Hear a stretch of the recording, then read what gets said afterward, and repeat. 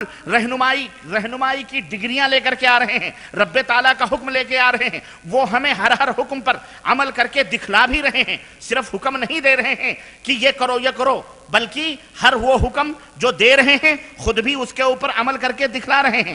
جنت کی طرف جانے والی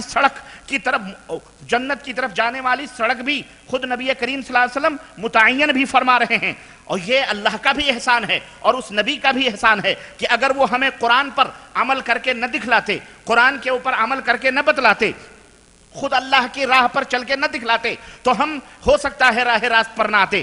گویا ہدایت تو اللہ کی ہے، مگر طریقہ کس کا ہے؟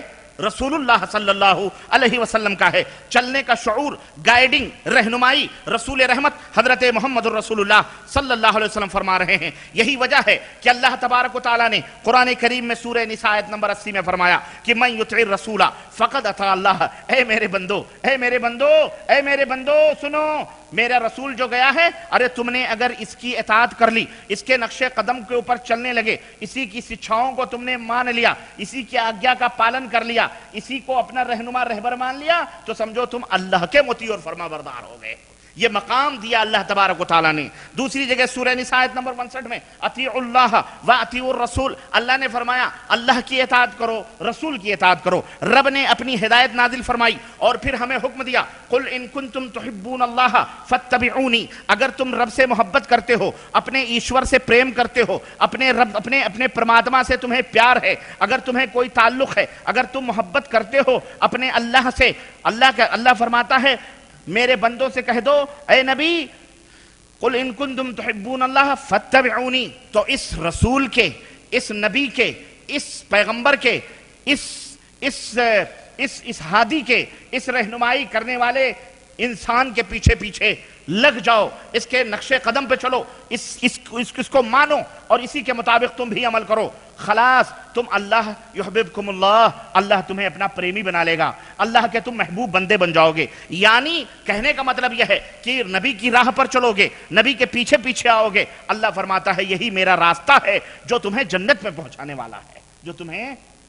پہنچانے والا ہے، میرے عزیزو۔ اللہ پتہ کیا چلا کہ اللہ کی ہدایت کے مطابق زندگی گزارنے کے لیے رسول اللہ صلی اللہ علیہ وسلم کی راہ اختیار کرنا پڑے گی، قرآن پر عمل کرنے کے لیے نبی کریم صلی اللہ علیہ وسلم کا راستہ پکڑنا ہی پڑے گا۔ مثلا اللہ نے قرآن کریم کے اندر ہدایت دی وَأَقِيمُوا الصَّلَاةَ وَآتُوا الزَّكَاةَ، نماز قائم کرو اور زکوٰۃ ادا کرو، نماز قائم کرو، زکوٰۃ ادا کرو۔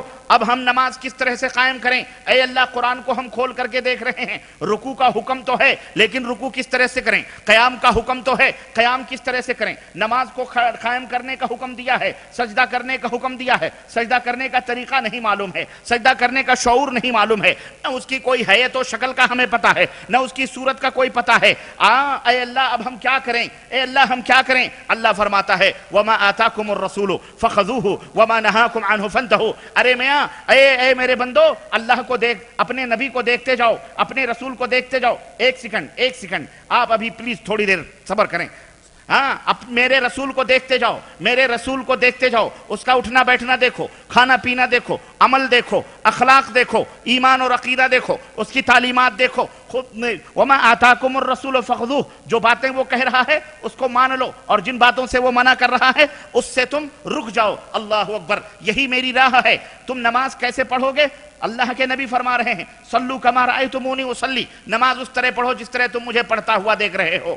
اسی طرح سے تمہیں زکوٰۃ تعلیمات کے طور پر نبی بتلا رہے ہیں کہ غلوں میں اتنی زکوٰۃ ہے، چوپاوں میں اتنی زکوٰۃ ہے، گھر میں اتنی زکوٰۃ ہے، تجارت میں اتنی زکوٰۃ ہے، مال میں اتنی زکوٰۃ ہے، فلاں میں اتنی زکوٰۃ ہے، فلاں میں اتنی زکوٰۃ ہے۔ حج کیسے کرنا ہے؟ خذوا عنی مناسککم، نبی فرما رہا ہے اے لوگو مجھ سے طریقے حج سیکھ لو۔ روزہ کیسے رکھنا ہے؟ نبی رحمت صلی اللہ علیہ وسلم کو دیکھو، روزے کا غرض کہنے کا مطلب یہ ہے حکم اللہ نے دیا ہے، طریقہ رسول اللہ کا اپنانا ہے، حکم آگیا اللہ کا ہے، فالو محمد الرسول اللہ صلی اللہ علیہ وسلم کو کرنا ہے۔ یعنی اللہ کی ہدایت پر چلنے کے لیے سبیل الرسول ہمارے لیے ضروری ہے، رسول کی راہ کا علم ہونا، اللہ کے نبی کے راہ کا پتہ چلنا ہمارے لیے ضروری ہے۔ اور اللہ نے اسی لیے فرمایا قل اے حبیب آپ کہہ دو میرے بندوں سے، میرا کلمہ پڑھنے والوں سے یہ بتلا دو ہذہ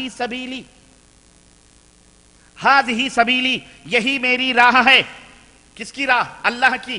یہی میری راہ ہے، ادعو الی اللہ، یہی اللہ کی بھی راہ ہے، اسی راہ کی طرف، اللہ کی طرف میں لوگوں کو بلاتا ہوں، علی بصیرۃ، علم کی روشنی میں، میں علم کی روشنی میں بلاتا ہوں، ومن اتبعنی، اور جو میری اتباع اور پیروی کر رہے ہیں وہ بھی علی وجہ البصیرہ لوگوں کو دعوت دے رہے ہیں، وسبحان اللہ، اور پاک ہے وہ ذات، وما انا من المشرکین، اور میں مشرکوں میں سے نہیں ہوں۔ پتہ یہ ہے کہ یہ جو سبیل ہے، یہ جو راہ ہے، اللہ فرماتا ہے یہ میری راہ ہے، ادعو الی اللہ، نبی کی زبان سے کہلوا رہا ہے کہ میں اللہ کی طرف تم کو بلاتا ہوں، میرا کام دعوت الی اللہ ہے، میں کسی شخص کی طرف نہیں، میں کسی آدم کی طرف نہیں، میں عیسیٰ کی طرف نہیں، میں نوح کی طرف نہیں، بلکہ کس کی طرف بلاتا ہوں؟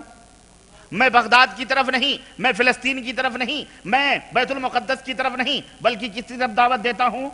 ادعو الی اللہ، اللہ کی طرف بلا رہا ہوں، اللہ کی طرف بلا رہا ہوں، یعنی اسی راہ پر میں خود چل رہا ہوں، اور اس راہ پر چلنے کے لیے تم کو بھی دعوت دے رہا ہوں، تم کو بھی بلاتا ہوں، یہاں وہی میں، یعنی یہی میری دعوت ہے، اسی راہ کو تم اپنا لو، علی بصیرۃ، علم کی روشنی میں، یعنی میرا اس راہ پر چلنا اور اللہ کی طرف بلانا کوئی اندھیرے میں تیر مارنا نہیں، کوئی اٹکل پچھو مارنا نہیں، بلکہ میں نہایت ہی واضح ہدایت کے اوپر چل رہا ہوں، اللہ کی طرف سے وحی اترتی ہے، اللہ کی طرف سے ارشادات آتے ہیں، میں اس واضح علم کی روشنی میں، ہدایت کی روشنی میں خود بھی چلتا ہوں، وحی الہی کی روشنی میں، اے میری امت کے لوگوں، تمہیں بھی چلنے کی دعوت دیتا ہوں، ومن اتبعنی، اور جو میری پیروی کرتے ہیں وہ بھی اسی راہ کے اوپر چل رہے ہیں، یعنی رسول کی بھی وہی، رسول بھی اللہ کی راہ پر ہیں، رسول بھی اللہ کی راہ پر ہیں، اور جو رسول کو فالو کر رہے ہیں، جو رسول کی اتباع کر رہے ہیں، وہ بھی اللہ ہی کی راہ پر ہیں، یعنی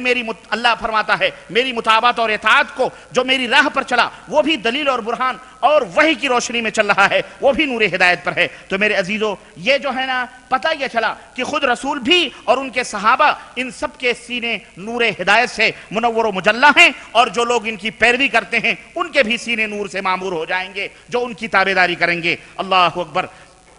اس دعوت کے پہلے جو مدعوین تھے، اللہ تبارک و تعالیٰ نے جو سب سے پہلے اس دعوت توحید دے کر اپنے نبی کو جو اس کائنات میں بھیجا، جو سب سے پہلے مخاطبین تھے وہ کون تھے؟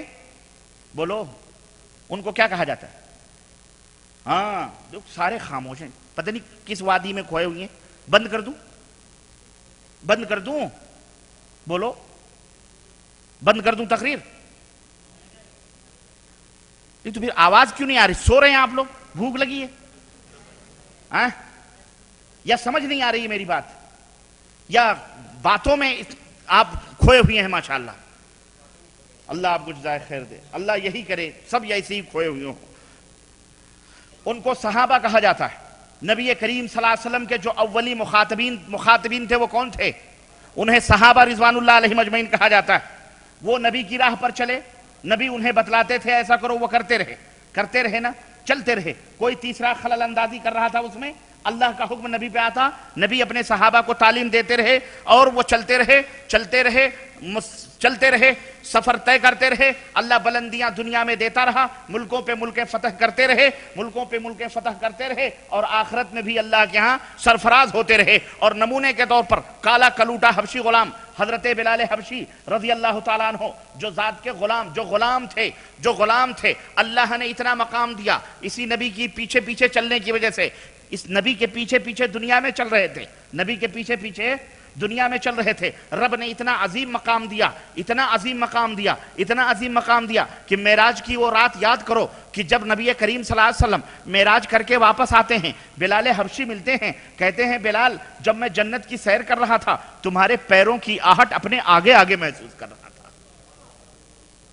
تھا، جب میں جنت کی سیر کر رہا تھا، اللہ نے فرش پر چلنے والے اس غلام کو جو نبی کے پیچھے چل رہا تھا وہ مقام عطا فرمایا اپنے نبی کے پیچھے چلنے کی وجہ سے، کہ وہ فرش سے جنت کی سیر کر کے نبی آ رہا ہے، اپنے امتی کو، ایک معمولی غلام کو یہ خوشخبری سنا رہا ہے، بلال جب میں جنت کی سیر کر رہا تھا اپنے آگے میں تیرے قدموں کی آہٹوں کو محسوس کر رہا تھا۔ وہی نبی حضرت عمر فاروق اعظم سے ملتا ہے، عمر، اللہ اکبر، میں نے دیکھا بڑا ہی حسین و خوبصورت ایک محل جنت کے اندر اندر میں نے سوچا یہ میرا گھر ہو سکتا ہے، یہ میرا محل ہو سکتا ہے۔ میں نے جبریل سے پوچھا کہ جبریل یہ کس کا گھر ہے، یہ کس کا محل ہے، یہ کس کی عمارت ہے جو اس طرح دلوں کو کھینچ رہی ہے اپنی طرف اور اس قدر خوبصورت ہے؟ اللہ اکبر، جبریل نے کہا کہ اے یا رسول اللہ، یہ آپ کے غلام عمر فاروق اعظم کا محل ہے جو اللہ نے جنت میں تعمیر کیا ہوا ہے۔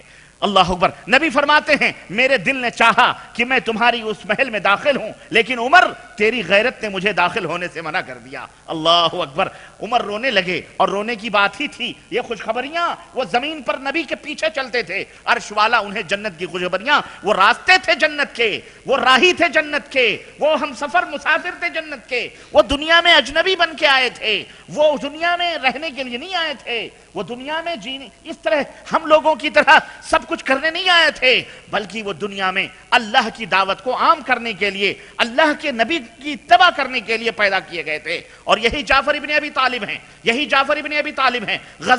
جنگ موتا کے موقع پر نبی کریم صلی اللہ علیہ وسلم مسجد نبوی کے اندر منبر پر بیٹھ کر حالات جنگ بیان فرما رہے ہیں۔ اللہ نے پورا نقشہ جنگ کا سامنے کیا ہوا ہے، یہ بھی نبی کا معجزہ ہے، نبی کا معجزہ ہے۔ فرما رہے ہیں اب جھنڈا ابو طالب، جعفر ابن ابو طالب نے لیا ہے، جعفر ابن ابو طالب لڑ رہے ہیں، دیکھو ان کا ایک بازو دشمن نے کاٹ دیا ہے، جھنڈا ابو طالب جعفر نے دوسرے ہاتھوں سے سنبھالا ہوا ہے، دشمن نے دوہری تلوار ماری اور دوسرا بازو بھی کٹ گیا ہے، جھنڈا اپنے دونوں بازوؤں کو سینے سے چمٹایا ہوا ہے اور جعفر زمین کے اوپر گر پڑے ہیں۔ لوگوں جعفر اور نبی کریم آنکھوں سے آنسو پوچھ رہے ہیں اور فرما رہے ہیں کہ جعفر نے جھنڈا گرنے نہیں دیا ہے، اتنے میں ایک دشمن نے ایسی تلوار ماری کہ جعفر ککڑی کی طرح دو ٹکڑے ہو گئے، لیکن جھنڈا گرنے نہیں دیا۔ اب ایک دوسرے صحابی نے تلوار کو، جھنڈے کو اٹھایا ہوا ہے۔ اللہ کے حبیب فرماتے ہیں کہ لوگوں جعفر کے دونوں بازو کٹ گئے، لیکن میرے رب نے جنت کا دیدار کروایا ہے،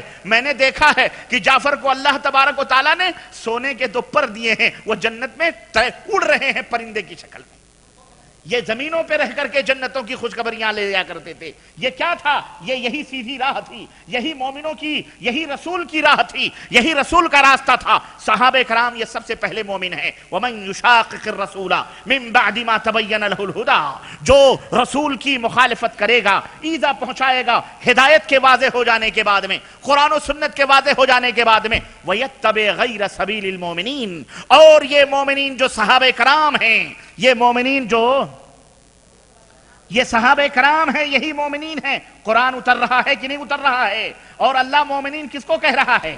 صحابہ کرام کو مومنین کہہ رہا ہے۔ یہ جو صحابہ کرام ہیں، ان کے راہوں کی جو مخالفت کرے گا، اللہ فرماتا ہے نُوَلِّهِ مَا تَوَلَّا، میں اسی راہ پر اس کو ڈال دوں گا، وَنُسْلِهِ جہنم، اور وہ چلتا وہ مسافر تو ہے ہی، وہ چلتا رہے گا، وَنُسْلِهِ جہنم، وہ چلتا رہے گا، ہم اسے جہنم میں ڈال دیں گے، وَسَاءَتْ مَصِيرًا، اور جہنم کتنی بری جگہ ہے، اللہ ہم سب کو جہنم سے نجات عطا فرمائے۔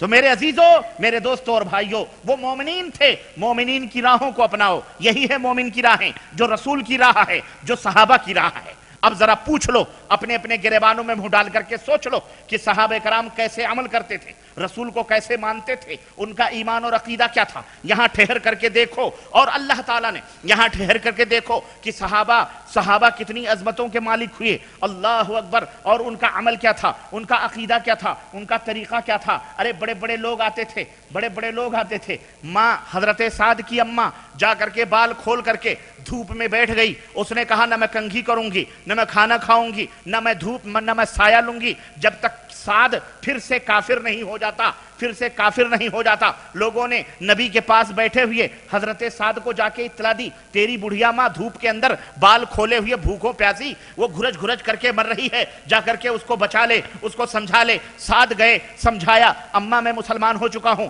نبی کے دامن سے وابستہ ہو چکا ہوں، میں نے کلمہ پڑھ لیا ہے۔ اس نے کہا بیٹا تو باپ داداؤں کے دین پر آ جا، چھوڑ دے محمد کا راستہ، چھوڑ دے محمد کے دین کو۔ حضرت سعد نے کیا کہا کہ تو بھی مسلمان ہو جا، وہ نہیں مانی۔ حضرت سعد نے کیا کہا کہ اماں ایک نہیں، تیری جیسی 100 مائیں ہوں تو میں اپنے اس اسلام پر انہیں قربان کر سکتا ہوں، پر نبی کے دامن کو چھوڑ نہیں سکتا ہوں۔